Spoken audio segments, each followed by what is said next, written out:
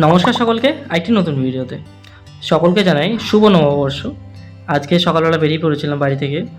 আমরা বন্ধুরা মিলে গঙ্গায় স্নান করতে যাব। এটা হচ্ছে পূর্বস্থলী রেলগেট দ্বিতীয়টা। আপে ডাউনে দুটো ট্রেন পাস করলো, গেট পড়েছিল, গেট পার করে আমরা বেরিয়ে পড়লাম। পূর্বস্থলী স্টেশনের দ্বিতীয় গেটের ওখানে মাটির সমস্ত জিনিসই বাজার, ঠাকুরও পাওয়া যায়। আমরা চুপি বাজার পার করে কিছুটা গিয়ে দেখছি শিব ঠাকুরের একটা বড় মূর্তি আছে, আর এটা হচ্ছে শঙ্করপুর ঘাটের রাস্তা।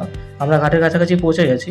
দেখুন কি সুন্দর এলাকা, কি সুন্দর প্রকৃতি। তবে নবদ্বীপের অন্যান্য ঘাটের তুলনায় এই ঘাটটা অনেক পরিষ্কার, জলও অনেক পরিষ্কার। এইখান থেকে ওই ঘাট পার মেরে কৃষ্ণনগর 15 মিটার রাস্তা। এখান থেকে এখানে একটা চলে গেছে ওদিকে নবদ্বীপ মায়াপুরের দিকে, আরেকটা চলে গেছে পূর্বস্থলীর দিকে।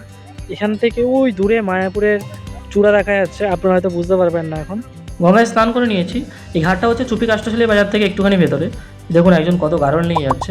আপনাদেরকে অনেক ধন্যবাদ ভিডিওটি দেখার জন্য। ওম নমঃ শিবায়, হর হর মহাদেব। আজ এই পর্যন্ত, দেখা হচ্ছে পরের ভিডিওতে।